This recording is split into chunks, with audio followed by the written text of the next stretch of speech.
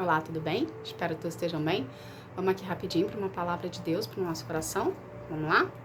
Abra sua Bíblia em Jeremias capítulo 30, a partir do versículo 12, que fala assim: O Senhor diz à cidade de Jerusalém: O mal desse povo não tem cura, e as feridas não saram. Não existe ninguém para cuidar de vocês, não há remédio para suas feridas, não há esperança de cura. Todos os seus amantes a esqueceram e não lhe dão confiança. Eu ataquei como se vocês fossem um inimigo. O seu castigo tem sido duro, porque os seus pecados são muitos, e a sua maldade é grande. Não se queixe mais por causa dos seus ferimentos, pois eles não têm cura. Eu a castiguei assim, porque os seus pecados são muitos, e a sua maldade é grande. Mas agora todos as que a destruíram serão destruídos, e todos os seus inimigos serão levados como prisioneiros. Todos os que perseguiram serão perseguidos, e todos os que assaltaram serão assaltados. Os seus inimigos dizem: Sião é desprezada, ninguém se importa com ela. Mas eu lhe darei saúde novamente e curarei as suas feridas, e eu, o Senhor, estou falando. Gente, o que Deus quer que a gente aprenda disso aqui? É do versículo 12 ao 17. Aqui é Deus fazendo justiça, né? A gente pensa assim: Deus só faz justiça com nossos inimigos. Não, Deus faz justiça conosco também. O povo dele, quando faz escolhas erradas, que denigrem a sua imagem, que buscam resposta em lugares que não são para ter essas respostas, Deus faz justiça com você também. Deus pesa a mão sobre você. Por que ele faz isso? Para nos exortar, para nos colocar no caminho de novo, no caminho certo, para nos lembrar que ele é Deus na nossa vida e que ele rege por nós. Mas o que acontece nesse período, né, esse período aqui do versículo do capítulo 30 é a parte do processo que o povo de Deus está passando. Ou seja, ele permitiu, na verdade ele não permitiu, Deus colocou o povo dele nessa situação para exortá-lo. Mas nesse período de 70 anos que eles estavam presos na Babilônia, tá, que foi o período que Deus achou o suficiente para vir fazer exortação sobre a vida deles, para eles virem a serem libertos, né, e serem curados das escolhas que eles fizeram. Esse processo desse período, tá, Deus precisou desse processo de 70 anos para poder libertar o povo dele. Mas o que ele quer que a gente aprenda com isso? É no processo que nós somos libertos, entende?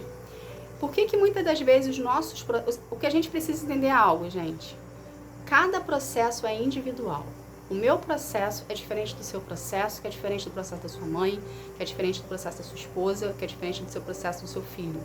Entende? Por quê? Porque nós somos seres humanos diferentes.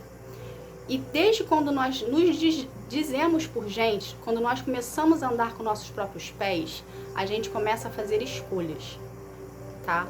E o que o processo serve para isso? Quando a gente vem, a gente aceita Jesus, que a gente abre a porta, que a gente vem para Deus, que a gente aceita de Deus trabalhar em nós de dentro para fora, a gente inicia um processo de cura e libertação com Ele. E esse processo é justamente para quebrar, para tirar, para limpar, para exortar todas as escolhas que nós fizemos no decorrer da nossa vida, do nosso crescimento.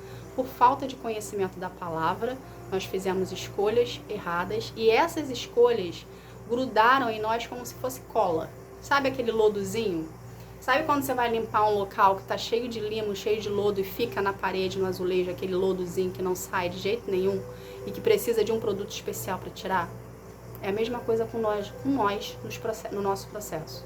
As nossas escolhas vão para paredes, vamos colocar assim, que fica preso na parede ali como se fosse um limo, um lodozinho, que Deus precisa lá lapidar, limpar, secar, lavar de novo, né? E com isso as nossas feridas vão sendo curadas, entende? E o processo é para isso. O processo é para nos libertar das nossas más escolhas que fizemos. Por quê?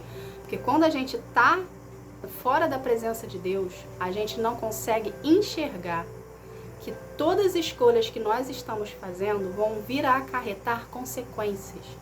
Mas por que a gente não consegue enxergar? Porque a oposição, o inferno, não quer que você enxergue o que ele está te oferecendo de bandeja para você vir a pecar, para você vir a errar, entende? Ele camufla de uma maneira, ele maqueia de uma maneira que ele venha apetecer os seus olhos, ele venha despertar interesse nos seus olhos de ver aquilo ali, tá? E você achar que aquilo ali que ele está te oferecendo é algo bom, é algo que você precisa, é algo que você não pode ficar sem. E nisso você cai em ciladas, você cai em golpes dele, sem você perceber que você está caindo. Aí você começa a achar que as práticas que você teve no decorrer da sua vida inteira eram práticas normais. Porque se você não fizer aquilo que você estava oferecendo para você fazer, ou para você aceitar, ou para você comer, vamos botar assim, você vai ser o diferente, entende? Você vai ser o careta, você vai ser aquele que anda no contrafluxo do mundo, você vai ser o destacado. E as pessoas colocam, a sociedade coloca você ser como destacado, você sendo como diferente, como algo bizarro, como algo anormal.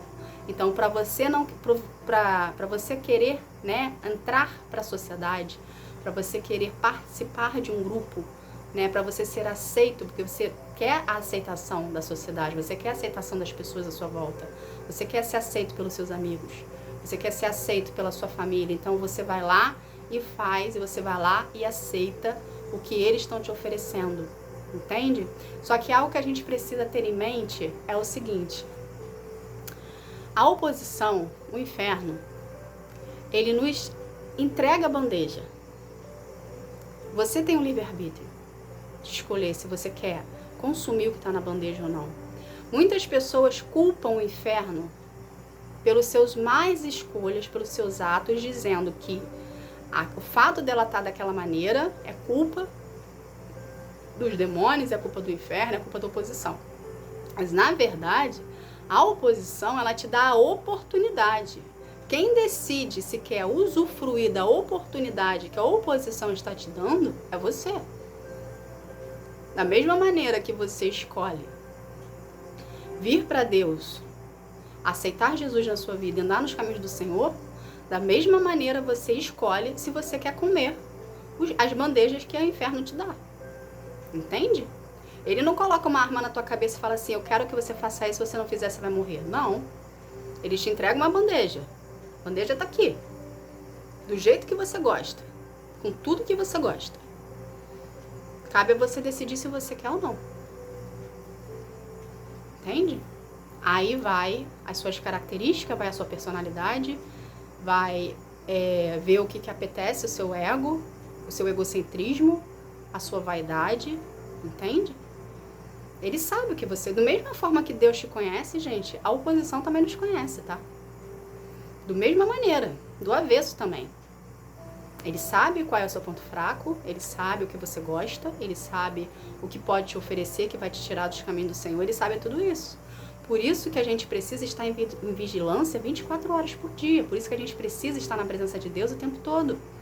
Por isso que a gente precisa buscar a Deus em espírito e em verdade o tempo todo, a oração o tempo todo. Por isso que a gente precisa estar orando sem cessar. Porque a partir do momento que você está ocupando a sua mente, orando sem cessar com Deus, porque Deus é onisciente, Ele escuta o que você pensa, entende? Então, se você não pode verbalizar uma oração, começa a pensar em oração. Começa a pensar e ora em pensamento a Deus. Quando você está deixando a sua mente ocupada, a oposição não tem poder sobre você, ela não consegue entrar em você, ela não consegue minar pensamentos negativos que venham a te desvirtuar dos caminhos de Deus, entende? Porque você está intensificando a sua busca e o seu relacionamento com Deus, entende? Então, saiba você que o seu processo é justamente para isso, para quebrar isso, essas escolhas que você fez, para tirar o limo de você, para tirar o lodo de você, entende? Das escolhas, das mais escolhas que você fez por falta de conhecimento. Uma das primeiras coisas que todos nós, quando viemos para a presença de Deus, que a gente passa, a gente abre a porta para Jesus entrar e ele vem fazer morada dentro de nós, todo mundo tem a mesma reação no decorrer do início, da hora que você aceita, a hora que você começa a passar pelo processo com Deus. Você começa a enxergar situações, coisas, escolhas que você havia feito da maneira que elas são.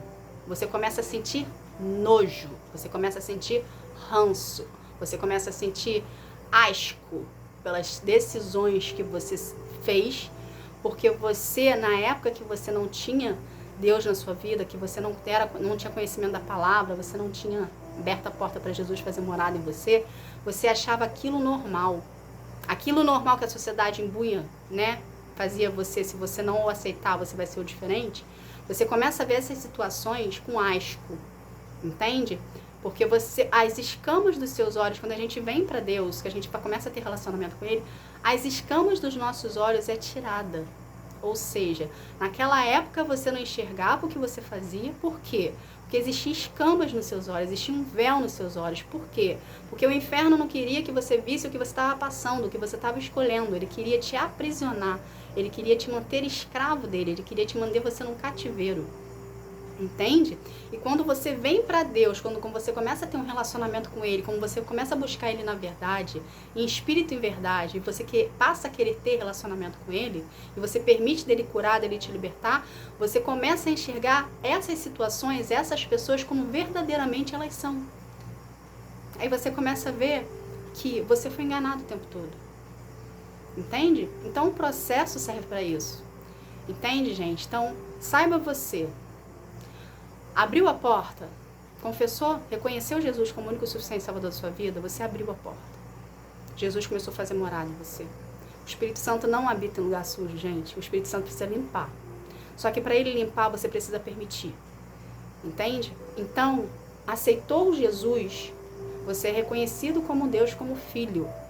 Para passar a eternidade com Deus, você precisa aceitar o processo, você precisa passar pelo processo.